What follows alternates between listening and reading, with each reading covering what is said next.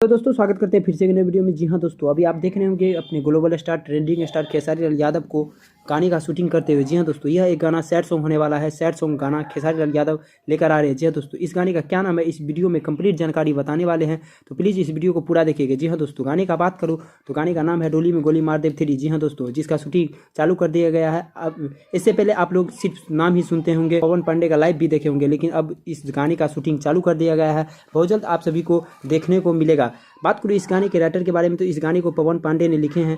जब भी पवन पांडे कोई भी गाना लिखता है तो सुपर डुपर हिट होता है। आप लोग जानते होंगे कि डोली में गोली मार दे जब 1 आया था तो बवाल कमाल धमाल बचाया, 2 भी आया तो सुपर डुपर हिट रहा, और 3 भी बहुत जल्द आप सभी के बीच आ रहा है। शूटिंग चालू है, और कब तक इस गाने को कौन सा यूट्यूब चैनल पर रिलीज किया जाएगा यह जानकारी अभी नहीं मिला है।